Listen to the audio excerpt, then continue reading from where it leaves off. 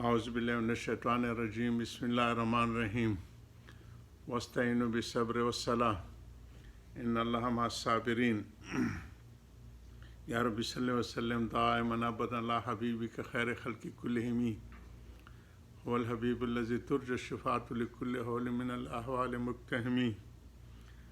حضرت کی صوم و صلاح سے صبر و صوم و صلاح سے ہماری آج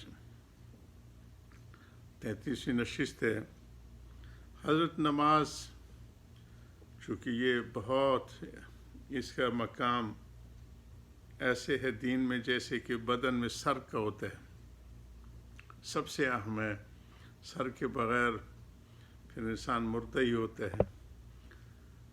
تو اس کے حضرت نے ساری ظاہری اور باطنی اور نقلی اور عقلی ساری دلیلیں پیش کی ہیں کہ اس کی کیا اہمیت ہے۔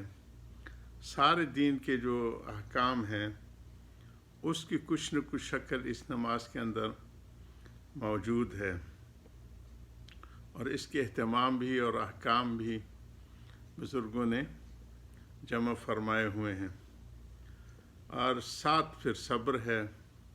یہ دونوں احکام مکی زندگی میں سب سے پہلے نازل ہوئے توحید اور رسالت کے اقرار کے بعد۔ تو اس کو حضرت بڑھا رہے ہیں۔ ایک ناسمجھ واعظ کرنے والے کہ حضرت نے کانپور کا واقعہ سنایا کہ وہ کسی رئیس کے ہاں جا کے ٹھہرے۔ پہلے زمانے میں ہوٹل وغیرہ نہیں ہوتے تھے، گاؤں گوٹ میں اب بھی نہیں ہیں، تو لوگ چوکوں پہ یا اتاقوں پہ یا حجروں پہ جا کے ٹھہرتے تھے۔ پھر مہمان اور میزبان کے بھی اپنے احکام اور آداب ہیں، اور شکر ہے کہ یہ جو ہے مہمان نوازی کی صفت اسلام میں اور عالم اسلام میں بڑی عظیم الشان صفت موجود ہے۔ تو اس میں وہ غیر تربیت یافتہ تھے کہ کہاں نہیں منکر کرنا ہے، کہاں نہیں کرنا، کہاں پہ خاموش رہنا ہے۔ اس کے بھی اپنے احکام ہیں، کہیں پہ حرام ہے، کہیں پہ اس کا وجوب ساقط ہو جاتا ہے۔ تو ان چیزوں سے وہ بے خبر تھے، بس چند باتیں رٹی رٹائی تھی طوطے کی طرح، باقی ان کی کوئی تربیت نہیں ہوگی۔ اس کا انہوں نے کہا کہ پہلے تو بیچارہ جماعت کی پابندی میں کوتاہی کرتا تھا، ایک قسم کا گناہ تھا، لیکن جب اس نے سختی کی کہ کیا بیل کی طرح سو رہا ہے، تو ایک دن اس نے برداشت کیا، دوسرے دن کیا، تیسرے دن غصے میں اس نے آ کے کہا کہ نماز تمہارے باپ کی ہے، جا نماز نہیں پڑھتا۔ استغفر اللہ۔ تو پہلے تو وہ فاسق تھا، گناہ گار تھا، اب اس کی جو ہے وہ بے جا حرکت سے وہ کافر ہو گیا۔ اور وہ خود رئیس صاحب کہتے تھے کہ 20 سال اس کی نحوست سے مجھے نماز کی توفیق ہی نہیں ملوں، اور پھر اس کے ساتھ جو دوسرے کلمہ کفر کے ساتھ چیزیں لگی ہوئی ہیں، اس لیے زبان کا بہت احتیاط کا حکم ہے کہ امسک لسانک، اپنی زبان کو قبضے میں رکھو۔ یہ ساری برائیاں اور ساری تکلیفیں اور پریشانیاں اس دنیا میں بھی آخرت میں اس کی وجہ سے ہوگی۔ بندے نے تو اپنے حضرت کو بھی دیکھا، اور حضرت ابوبکر صدیق کی سیرت سامنے آتی تھی کہ وہ صبح صبح اٹھتے ہی اپنی زبان مبارک کو کھینچتے تھے، اور بندے نے خود اپنے حضرت کو دیکھا تہجد کے بعد اپنی زبان کو پکڑ کے کھینچتے ہوئے کہ اے زبان تو ٹھیک رہنا، ورنہ تیری وجہ سے سارے مصیبتیں پڑیں گی۔ اس لیے حضور صلی اللہ علیہ وسلم نے ایک جملے میں فرما دیا امسک لسانک، اپنی زبان کو پکڑ کے رکھو۔ تو اس کی نحوست سے اس شخص کے اوپر جو آئیں، غصے میں انسان سے جملے نکل جاتے ہیں، لیکن کفر کے جملے چاہے غصے میں ہو جس حال میں وہ تو احکام ہیں. نکاح بھی ٹوٹ جاتا ہے، اس کی ساری پچھلی نیکیاں بھی ختم ہو گئیں. اگر حج کیے ہے تو حج بھی دوبارہ کرنا ہوگا.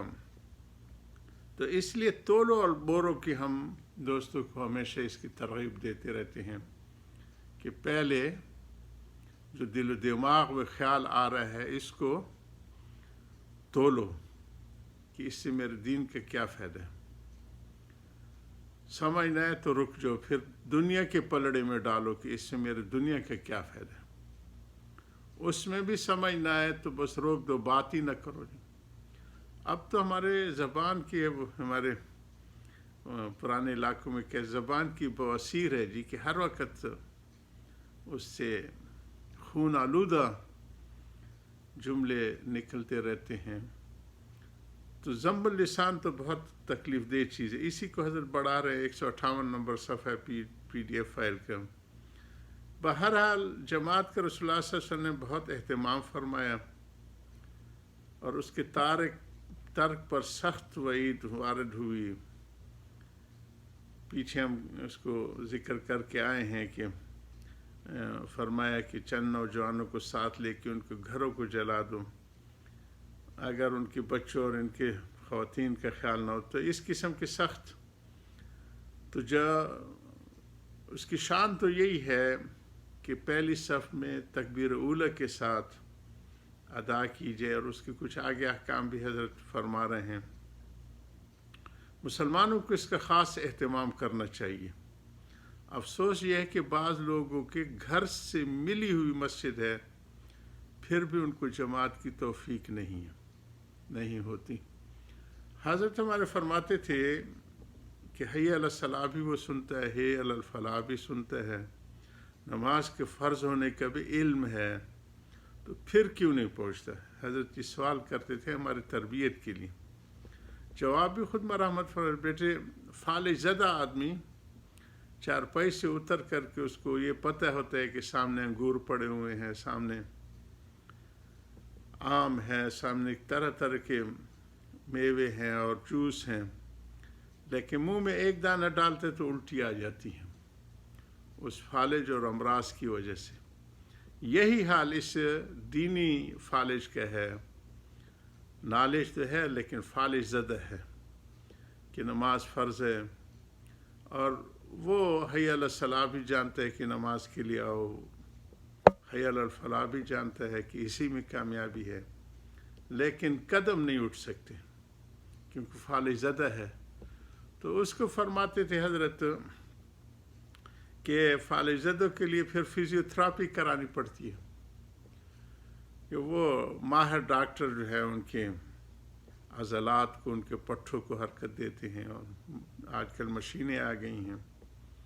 تو اسی طرح اسپریچول تھراپی حضرت فرماتے تھے کہ جو اس لاغر پنے کا ہے کہ فرض نماز مسجد کے ساتھ گھر کے ساتھ مسجد نہیں پہنچ سکتا، تو اس کو اسپریچول تھراپی اہل اللہ کی نگاہ مرد مومن، اور اس کی ضرورت ہوتی ہے کہ اس سے پھر اللہ پاک وہ بے نمازیوں کو نمازی بناتے ہیں، اور پھر اللہ کے لیے جان دینا اور اللہ کے لیے احسار کرنا اور اللہ کے لیے سارے چیزوں میں آگے بڑھنا وہ آسان ہو جاتے.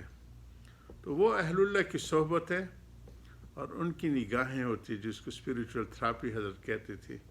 نگاہیں مرد مومن سے بدل جاتی ہیں تقدیریں. نرا علم کافی نہیں ہے، اس کے ساتھ صحبت صالحین تقوی کے لیے شرط ہے. یا ایھا الذین آمنوا اتقوا اللہ وکونوا مع الصادقین. یہ تقوی والوں کی باتیں ہیں کہ وہ